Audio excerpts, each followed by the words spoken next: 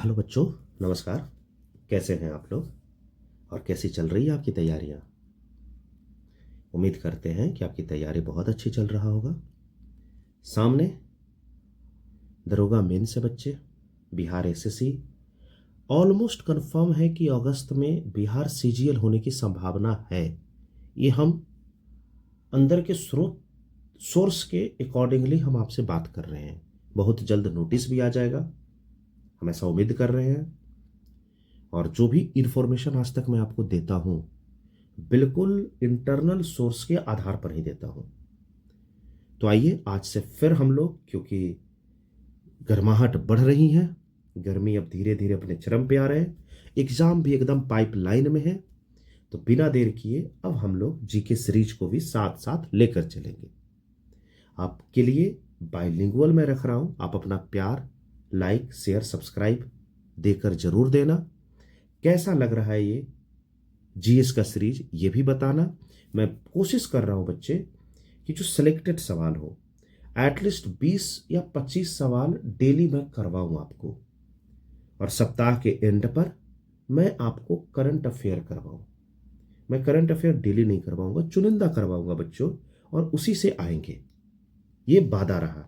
कोई भी चीज हम आपके सामने इसलिए नहीं लाते हैं क्योंकि वो मुझे प्रोसेस करना होता है बच्चे।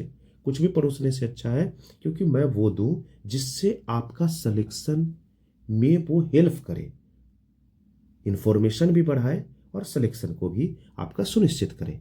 तो आइए बिना देर किए हम लोग पहला सवाल को देख रहे हैं। अगर आप पहला सवाल को देखें मेरे बच्चे, अगर आप पहले सवाल को देखें तो बोलता है कि निम्नलिखित में से कौन सा एक सही नहीं है। दैट मीन्स कि आपसे पूछना चाह रहा है कि कौन गलत है। तो बोला है कि संविधान अनुच्छेद 25, 26, 27, 28 धार्मिक स्वतंत्रता के अधिकार का उल्लेख है। हाँ, पहली बात तो आपको समझना होगा कि जो मौलिक अधिकार है, ये जो मौलिक अधिकार है बच्चे, ये जो हमारा मौलिक अधिकार है, फंडामेंटल राइट्स, ये जो हमारा मौलिक अधिकार है, ये कितने हैं बच्चे? तो 6 हैं। कितने हैं? 6 हैं। तो धार्मिक स्वतंत्रता का अधिकार अनुच्छेद 25 से लेकर 28 तक, अनुच्छेद 25 से लेकर 28 तक जो है, ये धार्मिक स्वतंत्रता का अधिकार है। अच्छा, क्योंकि भारत एक धर्मनिरपेक्ष राज्य है और धर्मनिरपेक्ष, पंथ निरपेक्ष, ये हमारे संविधान के मूल ढांचा में थे। तो केशवानंद भारती एक केस आपको याद होगा बच्चे, इसमें ये साफ निर्देश दिया गया था कि जो भी संविधान के मूल ढांचा है,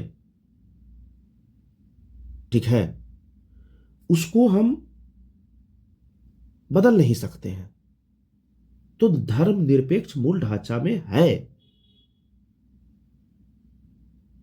तो देखिए, तो अब अगर देखिए कि कौन गलत है, तो पहला सवाल को अगर देखा जाए तो पहला सवाल बोलता है कि धार्मिक स्वतंत्रता का उल्लेख है। हाँ ठीक है, धार्मिक स्वतंत्रता अबाध नहीं है, उस पर प्रतिबंध लगाए जा सकते हैं। नहीं नहीं, आज आप देख रहे होंगे कि अब रमजान का महीना चल रहा है, हमारे देश में हम किसी भी धर्म को चुनने के लिए स्वतंत्र हैं, तो हमें इस पर प्रतिबंध नहीं लगाए जा सकते हैं। सही, लगाए जा सकते हैं, ठीक है सर। पंथ निरपेक्षता मूल ढांचा के अंतर्गत नहीं आता है। अरे आता है, ये तो मूल ढांचा के अंतर्गत ही आता है। संविधान के अंतर्गत धार्मिक मामलों में राज्य को पूर्णतः निरपेक्ष करने की घोषित किया गया। हाँ, कि भाई अगर धार्मिक मामलों में राज हस्तक्षेप नहीं करेगा, ये बात क्लियर कह दिया गया है, ठीक है। और बी नंबर जो बोलता है कि religious freedom is not absolute,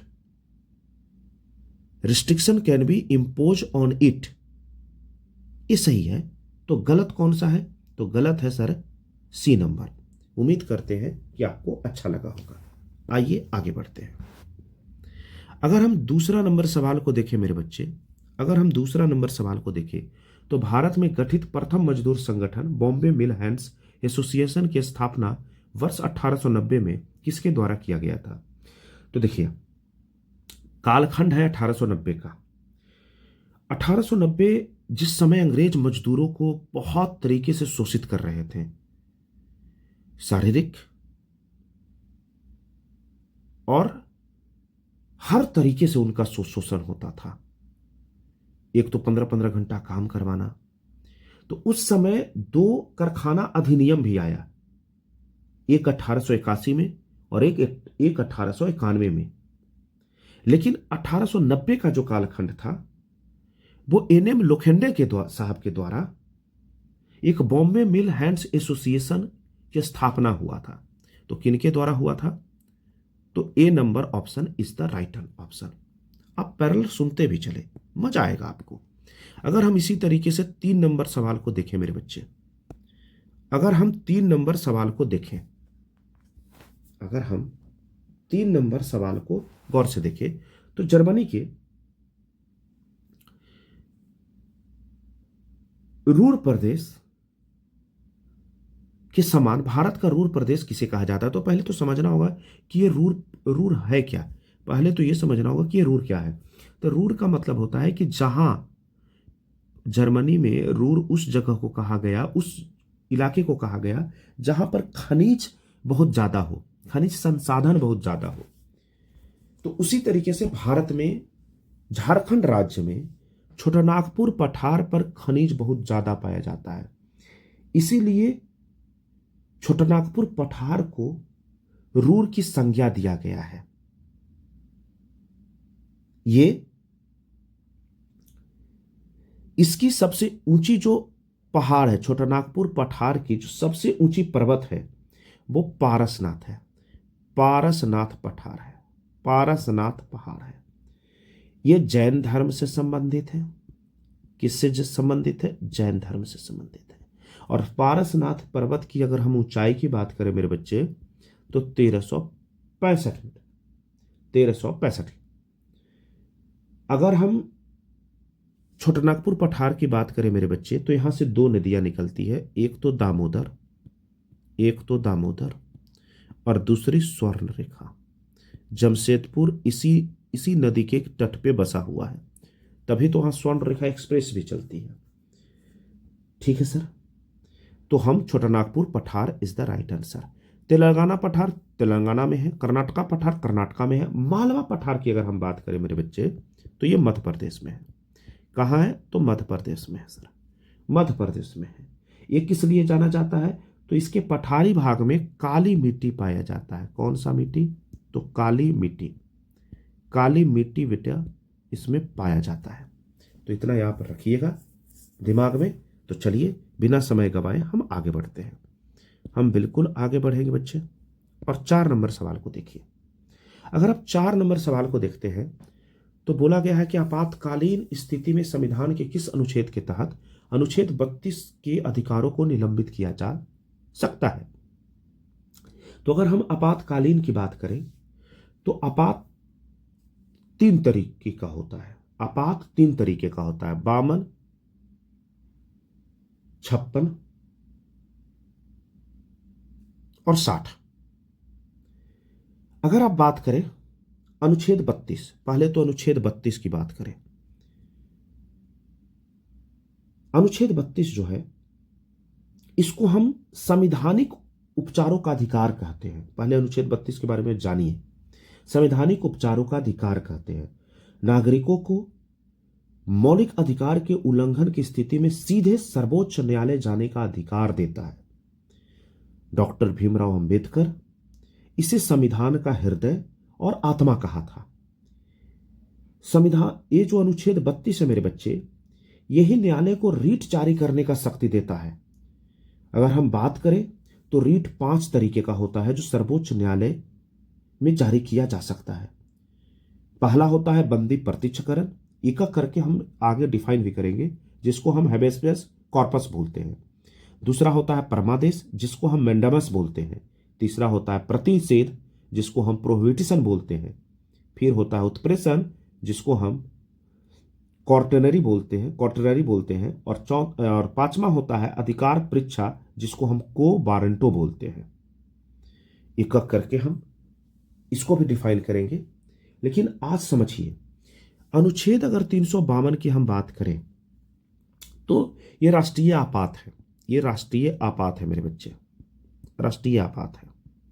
राष्ट्रीय आपात 3 तरीके से लगाया जा सकता है, युद्ध हो जाए, बाह्य आक्रमण हो जाए, या अंदर में ही सशस्त्र विद्रोह हो जाए। तो अगर युद्ध युद्ध खास करके युद्ध या बाह्य आक्रमण, कोई बाहर से आक्रमण हो जाए, तो इस अवस्था में जैसे ही आप अगर अनुच्छेद 352 आपातकाल को लागू करते हैं, तो अनुच्छेद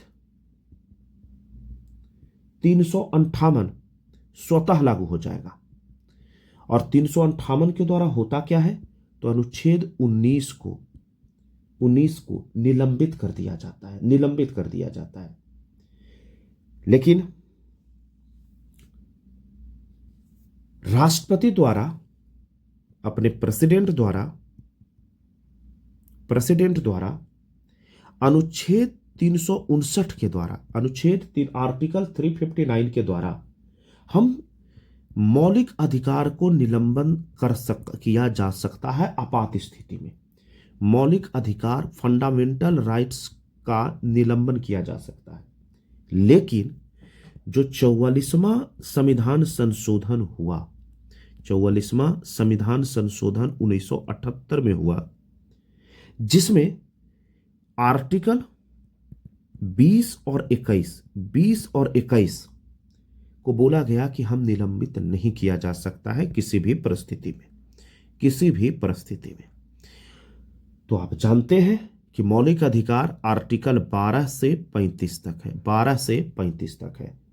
तक है। तो अब आपको आंसर मिल गया होगा कि अनुच्छेद 12 से 35 तक को राष्ट्रपति निलंबन कर सकता है, आर्टिकल 20 और 21 को छोड़कर। और ये शक्ति कौन देता है, तो अनुच्छेद 359। तो D is the right answer.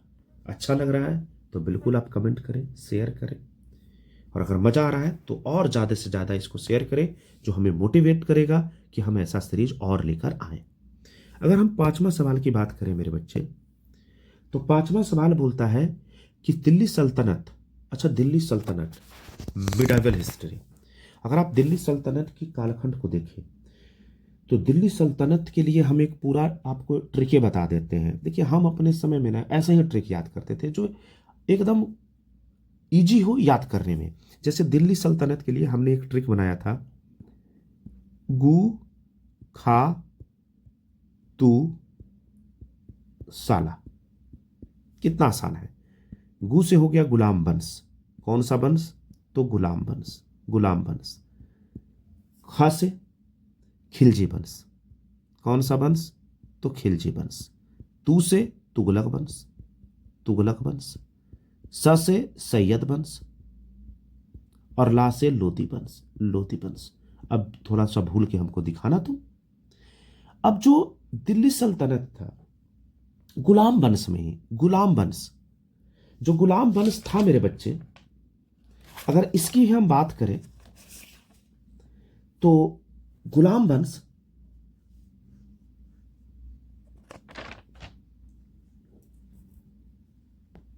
में इल्तुतमिश थे। इल्तुतमिश का ही बेटी थी रजिया सुल्तान पहली महिला शासक थी जो बहुत योग्य थी। रजिया सुल्तान के बारे में कहा जाता है कि अगर वो महिला ना होती तो उस समय की वो सबसे अच्छी शासिका होती। उसका सबसे बड़ा आप कह लें कि अभिशाप यही था कि वो एक महिला थी।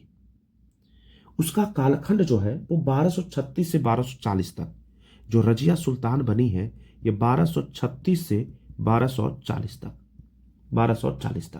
लगभग 4 साल तक ही रही हैं दिल्ली सल्तनत में। इस सुल्तानी का इनका शासनकाल रहा है। तो लगभग 4 साल के अंतर्गत बी नंबर ऑप्शन आता है, तो हम बी पर सही टिक लगा देंगे। हम बढ़ते हैं आगे।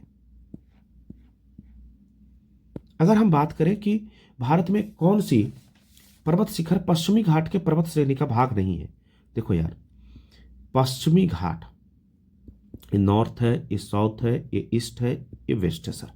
पश्चिमी घाट की अगर हम बात करें मेरे बच्चे, ये रीजन पश्चिमी घाट में आता था और ये सब रीजन पूर्वी घाट में आता था। तो ये जो आरवाकोंडा है ये आंध्र प्रदेश में है, ये पूर्वी घाट में है। अगर आप डोडा बेटा की बात करें तो ये नीलगिरी, जो पश्चिमी घाट में नीलगिरी है, इसकी सबसे ऊंची चोटी का नाम डोडा बेटा है। डोडा बेटा है। तो बोलता है कि पश्चिमी घाट ये सब, पालनी, अगर आप पालनी की बात करें तो ये पश्चिमी घाट में ही है, तमिलनाडु में। तमिलनाडु में पश्चिमी घाट में ही पाया जाता है सर।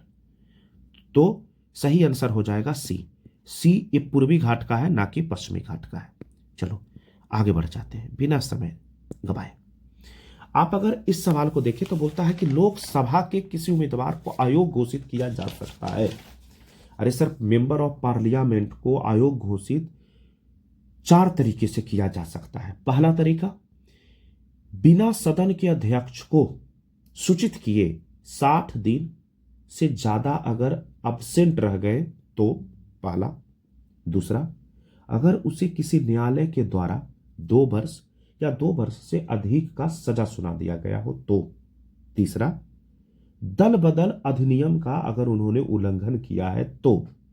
और चौथा, जानबूझकर अगर राष्ट्रध्वज का अपमान किया हो तो। उम्मीद करते हैं कि आपको मिल गया होगा आंसर कि राष्ट्रगीत और राष्ट्रगान का ज्ञान नहीं होना ना, ये ज्ञान नहीं होना। देखिए, ये पहला बात तो बोल रहा है यार, एमपी के आज कौन सा, बहुत सारा आप देखे होंगे लोकसभा, उसको इतना ज्ञान नहीं है, फिर भी भैया है वो। निरक्षर होना, बिल्कुल सर, बहुत सारे ऐसे हैं जो बिल्कुल पढ़ाई लिखाई नहीं किए हैं, फिर भी वो नेता बने हुए हैं। नेता बनने के लिए कोई क्वालिफिकेशन की जरूरत तो है नहीं। तीसरा बोलता है जहां से चुनाव वहां का बासिंदा हो। नहीं, आप नरेंद्र मोदी साहब को ही देख लें, माननीय प्रधानमंत्री, ये है गुजरात के, लेकिन चुनाव लड़ते कहां से हैं? वाराणसी से। तो ऐसा नहीं। हाँ, राष्ट्रध्वज का अपमान करना, तो डी एकदम सही हो जाएगा, डी सही हो जाएगा। मजा आ रहा है? अगर मजा आ रहा है तो ज्यादा से ज्यादा लाइक कीजिए मेरे बच्चे, आपका लाइक ही हमें मोटिवेट करता है। अगर हम अगला सवाल देखें तो कौन सा लक्षण बिंदु सभ्यता के लोगों का सिंधु सभ्यता के लोगों के लिए चित्रण है? वो ईश्वर की पूजा मानव, वच और पशु तीनों रूप में करते थे। हाँ, सिंधु सभ्यता के लोग बहुते बाद ईश्वर में विश्वास रखते थे। बहुते बाद क्या होता है पता है बच्चे? वो होता है जो एक से ज्यादा ईश्वर को मानते हैं। वो प्रकृति का भी पूजा करते थे, वो नदी का, झरना का, सूरज का, वो सबका पूजा करते थे। दूसरा, कि वो खादान से परिचित थे, परंतु किसी भी प्रकार के फलों की जानकारी नहीं थी। नहीं, गलत है, उनको फलों की जानकारी थी, बहुत सारे फल उनको पता था। तीसरा, वो जल, ये गलत हो गया मेरे बच्चे, जल संरक्षण तकनीक से परिचित थे। बिल्कुल थे सर। और खास करके उस समय हड़प्पा सभ्यता की अगर हम बात करें तो जल संरक्षण तकनीक जो हड़प्पा सभ्यता के पास था, वो उस समय के तत्कालीन जितनी भी सभ्यता थे, चाहे वो मेसोपोटामिया को ले लीजिए, किसी भी की भी सभ्यता ले लीजिए, उतना डेवलप नहीं था जितना जल संरक्षण तकनीक हड़प्पा सभ्यता के पास पता था। तो आंसर हो जाएगा 1 और 3 सिर्फ सही। मजा आ रहा है? तो आगे बढ़ते हैं मेरे बच्चे। बोलता है कावेरी नदी का प्रवाह तंत्र क्षेत्र किस राज्य में नहीं है? देखिए, कावेरी नदी की अगर हम बात करें मेरे बच्चे, तो थोड़ा कावेरी नदी के बारे में आप जानें। डायरेक्ट यहां से सवाल आता है। यह दक्षिण भारत का सबसे पवित्र नदी माना जाता है। जैसे हमारे उत्तर भारत में गंगा को सबसे पवित्र माना जाता है, तो दक्षिण भारत में भी यह पवित्र माना जाता है। और पवित्रता के तर्ज पर ही इसको हम दक्षिण भारत के गंगा भी बोल देते हैं। पवित्रता के कारण हम इसको दक्षिण भारत का गंगा का संज्ञा मिला है, गंगा का संज्ञा मिला है। ये कर्नाटका के ब्रह्मगिरी पहाड़ियां से निकल के तमिलनाडु के तट पर जाकर बंगाल की खाड़ी में मिल जाती है। ठीक है सर। इसकी सहायक नदी केरला से होकर गुजरती है। तो ये कर्नाटका, इसका हमेशा कावेरी का नदी का जल, इसका जो विवाद होता है वो कर्नाटका और तमिलनाडु से होता है। केरल में क्योंकि इसका सहायक नदियां बहती हैं। आंध्र प्रदेश इसका सही आंसर हो जाएगा। लेकिन मेरे बच्चे एक बात को आप समझना, एक इस बात को आप समझना कि अगर आंध्र प्रदेश ऑप्शन में नहीं होता तो हम केरल के साथ चले जाते, क्योंकि केरल में कावेरी नदी डायरेक्ट नहीं है, इसकी सहायक नदियां हैं। लेकिन आंध्र प्रदेश में ऐसा कुछ है ही नहीं, तो आंध्र प्रदेश ऑप्शन में है, इसीलिए हम आंध्र प्रदेश के पास जा रहे हैं। लेकिन अगर आंध्र प्रदेश नहीं होता, केरल होता, तो हम केरल के साथ चले गए होते। उम्मीद करते हैं कि आप बेहतर समझ रहे होंगे। आइए अगला सवाल, 10 नंबर सवाल देखते हैं कि इतिहास के मूल बिंदु में सभ्यता तथा संस्कृति आता है, जिसमें मुख्य अंतर यह है कि, अरे ये बचपन से लोग जानता है कि civilization is what we possesses and culture जो हमारे अंदर का है सर, सभ्यता वो है जो हमारे पास है, जबकि संस्कृति वह गुण है जो हमें व्याप्त होता है। इसमें कौन सी बड़ी बात है। आइए आगे बढ़ते हैं सर। अगर आप 11 नंबर सवाल को देखें तो बोलता है कि संविधान के तहत राष्ट्रपति को यह अधिकार दिया गया है कि वो देश के किसी एक भाग के लिए आपातकालीन स्थिति, अच्छा एक भाग के लिए, शब्द देखिए, किसी खास भाग के लिए, ये होता है सशस्त्र विद्रोह। मान लीजिए अभी कहीं सशस्त्र विद्रोह हो जाए, हिंदू मुस्लिम राइट हो जाए या किसी भी तरीके का, तो उसको आप पूरे भारत पे नहीं लगा सकते हैं ना। आप जिस राज्य में, जिस उस क्षेत्र में हुआ है, आप खास करके वहां लगा सकते हैं। और ये 42वां संविधान संशोधन 1976 के द्वारा उस समय की तत्कालीन प्रधानमंत्री श्रीमती इंदिरा गांधी थी, और इस स्वर्ण संदर्शन समिति की सिफारिश पर इसको लिया गया। लेकिन इसको जो लागू किया गया मेरे बच्चे, ये लागू अगर पूछ दे कि कब ये लागू हुआ, तो ये लागू 3 जनवरी 1977 से हुआ।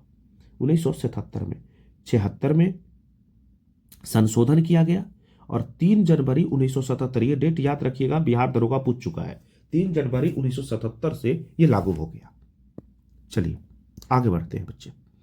आप अगर 12 सवाल को देखें तो कलकत्ता से दिल्ली में राजधानी परिवर्तन के अवसर पर वायसराय लॉर्ड हॉर्डिंग के जुलूस पर बम फेंकने की योजना किस क्रांतिकारी के द्वारा बनाई गई थी। देखिए 1 अप्रैल 1912 राजधानी कोलकाता से नई दिल्ली शिफ्ट कर दिया गया। उस समय वायसराय लॉर्ड हार्डिंग द्वितीय थे। इनका कार्यकाल अगर हम लॉर्ड हार्डिंग द्वितीय का देखें तो 1910 से 1916 तक रहा है। 1916 तक रहा है। इसी समय, उस समय के वायसराय को आज के आप राष्ट्रपति से कनेक्ट करके चल सकते हैं। इसी समय एक क्रांतिकारी थे रास बिहारी बोस। इनको यह लगता था कि अगर आज के संदर्भ में हम बात करें तो कहीं राष्ट्रपति की हत्या हो जाए तो ये फेल्यूर दिखाएगा उस पूरे देश का, पूरे व्यवस्था को फेल्यूर दिखा देगा। और यही रास बिहारी बोस चाहते थे कि अगर वायसराय मर गया तो अंग्रेज का ये फेल्यूर शो होगा और अंग्रेज भारत छोड़कर चले जाएंगे।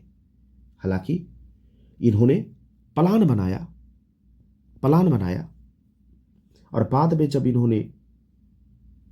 इनको डर लगा कि हम पकड़ा जाएंगे तो ये बाद में जापान भाग जाते हैं और वहीं से फिर पूरा मूवमेंट को चलाते हैं। और इसी बम फेंकने की योजना को ही इतिहास में दिल्ली षड्यंत्र केस के नाम से जाना जाता है। दिल्ली षड्यंत्र केस के नाम से जाना जाता है। तो उम्मीद करते हैं कि जानकारी आपको अच्छी लगा होगा। अगर अच्छा लगा है तो अपना प्यार जरूर दें, लाइक खूब से खूब करें सर। आइए, निम्नलिखित में से कौन सा एक विकल्प सुमेलित नहीं है, मतलब कौन सा एक गलत है। पहला है जलमार्ग 1। हाँ सर, जलमार्ग 1 गंगा नदी के तट पर ही है, 1986 में बनाया गया था, बिल्कुल सही है, एकदम सही है। राष्ट्रीय जलमार्ग 2 ब्रह्मपुत्र, हाँ सर, असम में है, 1988 ईस्वी में इसको बनाया गया था, बिल्कुल। अब अगर जलमार्ग हम 3 की बात करें ना, तो ये कावेरी नदी पर नहीं है। पहली बात कि ये केरल में पश्चिमी तटीय नहर पर है। ये कोल्लम से कोटापुरम के बीच में है। राष्ट्रीय जलमार्ग 4 हाँ सर, कृष्णा नदी पर ही है। तो सी सी कावेरी नदी पे नहीं है, पश्चिमी तटीय नहर पर है। चलिए आगे बढ़ते हैं। तो answer C is the right answer. आप अगर 14 की बात करें मेरे बच्चे, तो भारत की संसदीय प्रणाली में मंत्रिमंडल का कार्यकाल, अगर आप मंत्रिमंडल की कार्यकाल देखते हैं तो मंत्री 3 तरीके के होते हैं। अगर आप मंत्री की बात करें मेरे बच्चे तो 3 तरीके के होते हैं। एक कैबिनेट मंत्री होते हैं, एक राज्य मंत्री होते हैं, और एक उप मंत्री होते हैं सर जी। अच्छा, इन तीनों को अगर सम्मिलित मिला दिया जाए तो इसी को हम मंत्री परिषद बोलते हैं, मंत्री परिषद बोलते हैं। लेकिन कैबिनेट के मंत्री को मंत्रिमंडल बोला जाता है, मंत्रिमंडल बोला जाता है, जिसका हेड मुखिया प्रधानमंत्री होते हैं। जिसका हेड कौन होता है? तो प्रधानमंत्री होता है।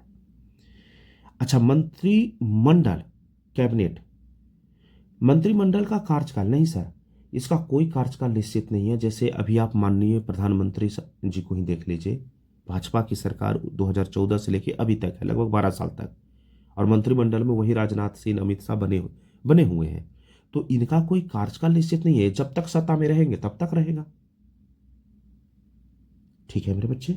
तो अगर आप देखें कि 5 साल के लिए निश्चित है ना, ये कार्यकाल उतना ही है जितना लोकसभा का कार्यकाल है, नहीं, अगर दोबारा वो जीत के आ गए तो फिर वो बन जाएंगे। मंत्रिपरिषद का कार्यकाल अनिश्चित है, क्योंकि जब तक लोकसभा में उनका बहुमत है तब तक वो अपने कार्य पर करते हैं। हाँ, C is the right answer, C is the right answer. चलिए आगे बढ़ते हैं। अगर हम 15 नंबर सवाल को देखें, अगर मेरे बच्चे 15 नंबर सवाल को देखते हैं तो बोलता है दिल्ली सल्तनत बलबन ने प्रत्येक सैन्य का विभाग की स्थापना किया। हाँ सर, बलबन सबसे पहले ये जो सैन्य विभाग बनाया था, उस सैन्य विभाग का नाम भी बीपीएससी पूछ चुका है। उसका नाम है दीवाने अर्च, दीवाने अर्च।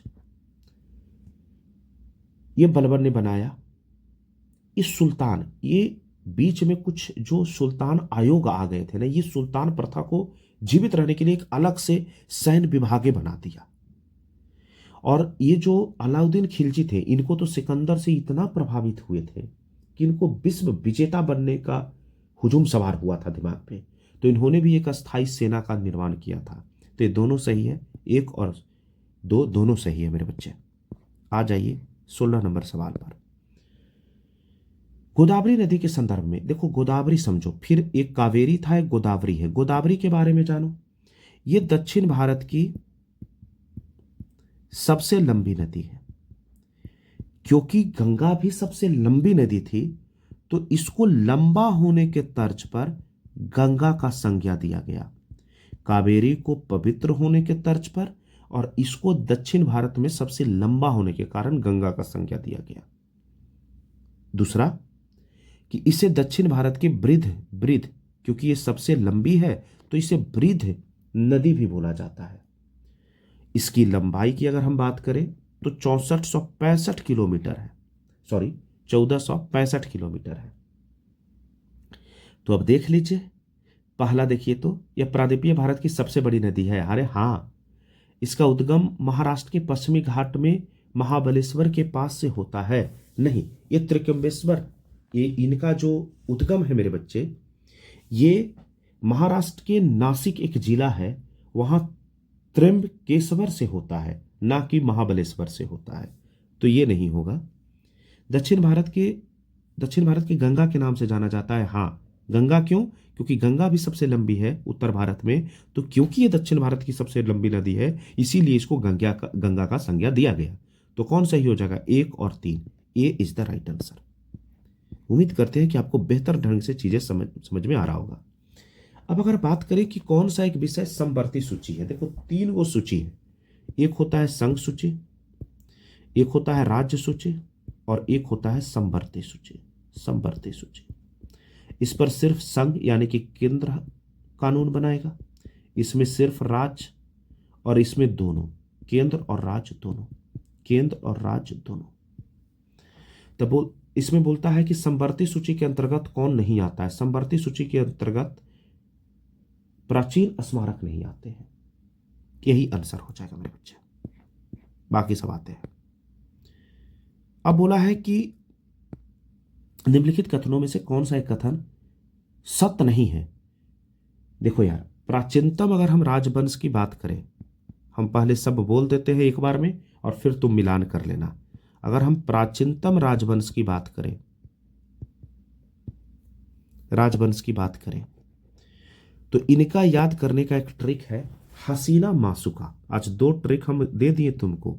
कैसा लगा ट्रिक जरूर कमेंट करके बताना। हसीना मासुका, अरे रटवा देंगे पूरा, टेंशन तुम क्यों ले रहे हो। हसीना मासुका के पीछे ही तो तुम पागल हो चुके हो। हा से याद कर लो। हा से होता है हर्यक वंश, हर्यक वंश। स से शिशुनाग वंश, शिशुनाग वंश। न से नंद वंश, नंद वंश। म से मौर्य वंश, मौर्य वंश। अच्छा, सु से सुंग वंश। आज कहानी इसी सुंग वंश की है। और क से कण्व वंश, कण्व वंश। इसी सुंग वंश के प्रथम राजा पुष्पमित्र सुंग थे। कौन थे मेरे बच्चे? पुष्पमित्र सुंग थे। ये ब्राह्मणवादी, कट्टर ब्रह्मवादी थे, बौद्ध के विरोध करते थे। ये एकदम ब्राह्मणवादी सोच के थे। इन्हीं का बेटा, जब ये मर गए तो इनका बेटा था अग्निमित्र, अग्निमित्र। यही गद्दी पे बैठा था। ये अश्वमेध चलाया था। अश्वमेध क्या होता है बच्चे, कि घोड़ा, राजा के द्वारा घोड़ा भेजा जाता था और घोड़ा जहां तक चला जाए वो सब जमीन हमारा। मतलब अगर साम्राज्य का विस्तार करना होता था तो अश्वमेध चलाया जाता था। अश्वमेध का जो जानकारी है वो ऋग्वेद का 7वां मंडल से मिलता है। कैमा मंडल से? तो 7वां। ये सवाल पूछा हुआ है कि ऋग्वेद का 7वां मंडल में अश्वमेध, अश्वमेध की चर्चा है, अश्वमेध की चर्चा है। तो आइए सवाल को देख लेते हैं। अच्छा, पुष्पमित्र शुंग के जो राज पुरोहित थे वो पतंजलि थे। ये इनके पतंजलि थे। तो देखिए कौन सा सत्य नहीं है, मतलब कौन सा गलत है। अश्वमेध, हाँ सर सही है। पुष्पमित्र कट्टर ब्राह्मणवादी थे, सही सर। मृत्यु के बाद उनका पुत्र अग्निमित्र साम्राज्य का अधिकार बना, बिल्कुल सही सर। अच्छा, कालिदास ना, कालिदास गुप्त काल में थे। चंद्रगुप्त द्वितीय के दरबार में कालिदास थे, न कि पुष्पमित्र शुंग के। पुष्पमित्र शुंग, देखो, पा से पुष्पमित्र, पा से पतंजलि, पा से पुष्पमित्र, पा से पतंजलि। अब नहीं भूलोगे पक्का। आ जाओ आगे बढ़ते हैं। 19 नंबर तुम सवाल को अगर देखो, तुम अगर 19 नंबर सवाल को देखो मेरे बच्चे, तो बोलता है ट्रक फार्मिंग का संबंध किससे है? हॉर्टिकल्चर से। अरे हॉर्टिकल्चर माने बागवानी उत्पादन, और बागवान में तुम कुछ रोपे हो तो कुछ जो सब्जियां होंगी तो ट्रक से तुम भेजोगे ना मार्केट में बेचने के लिए, तो इसी को ट्रक फार्मिंग बोला गया। सेरिकल्चर, रेशम, रेशम कीट। एपी मतलब मधुमक्खी, एपी जहां भी आ जाए मधुमक्खी, मधुमक्खी। और एरोनोफिक्स का मतलब जो हवा में पौधा उगाया जाता है। तो आंसर क्या हो जाएगा? Horticulture, C is the right answer मेरे बच्चे। और आज आपका लास्ट सवाल देखते हैं, 20 नंबर सवाल, कि कौन से बृहद मंदिर की प्रारंभिक अभिकल्पना तथा निर्माण सूर्यवर्मन द्वितीय के कार्यकाल में हुआ था? ये थे Angkor Wat. Angkor Wat, Angkor Wat कहां है बच्चे? तो कंबोडिया में। कहां है बच्चे? कंबोडिया में। ये भगवान विष्णु का, ये भगवान विष्णु को समर्पित मंदिर है सर। तो आंसर क्या हो जाएगा? Angkor Wat.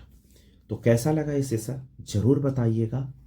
और आप क्या चाहते हैं? मैं तो यही चाहता हूं कि 20-20 सवाल का एक सीरीज चलाया जाए। बहुत सारे सवाल करने से अच्छा है, खास करके मैं टारगेट अभी कर रहा हूं मेरे बच्चे, बिहार के सारे एग्जाम को, चाहे वो बिहार पुलिस हो, चाहे वो बिहार दरोगा हो, बिहार एसएससी हो, या एईडीओ हो, उसमें ये सारे सवाल रामबाण की तरह है। तो उम्मीद करते हैं कि आपको अच्छा लगा होगा, और अगर अच्छा लगा हो तो आप अपना प्यार दें, और अगर 100 लाइक इस पर आप पहुंचाते हैं तो अगला करंट अफेयर्स का वीडियो हम जनवरी महीना के लिए आपके लिए लेकर आएंगे। तब तक यहीं पे जय हिंद बोलते हैं और मिलते हैं अगले सेशन में।